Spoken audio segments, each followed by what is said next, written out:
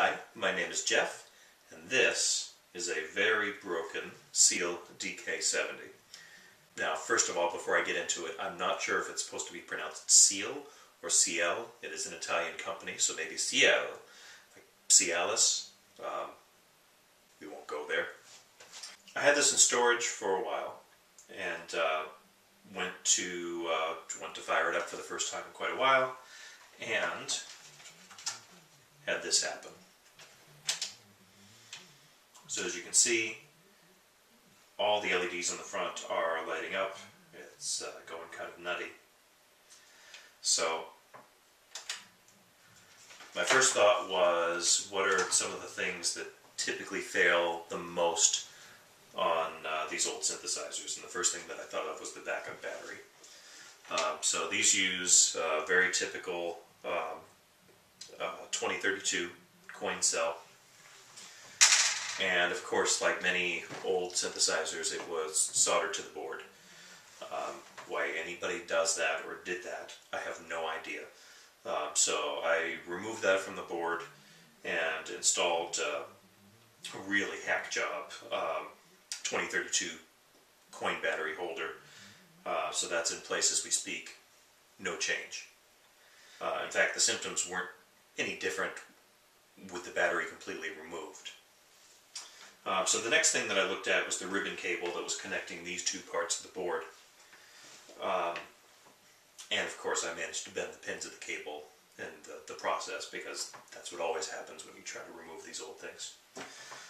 So what I did was I jumpered every single lead from one side to the other. No change in symptoms. So we know that the cable was good. I'm since going through the process of making a new cable so that I don't have to obviously live with it being jumpered like this. So now I'm at the point where I need some assistance with trying to figure out and troubleshoot where the problem may be. And this is where I'm leaning on people with both expertise in synthesizers and just some experience with troubleshooting electronics in general and circuit boards, because it's not my area of expertise by any stretch of the imagination. One thing that I've done, I have my multimeter, and I've gone and I've checked. There are a few test points on the board that are labeled very specifically. So for example, test point 13 is labeled as plus 5 volts. Test point 14 is labeled as plus 12 volts. Test point 16, down under here, is labeled as minus 12 volts. I've gone and checked those, and in fact I'll do that again while I have you guys. So we've got our ground point, which is test point 15, and if I check test point 13, we get 5.05 volts. That's nearly spot on. That's good. Test point 14, which is supposed to be 12 volts, we get 11.72. Close.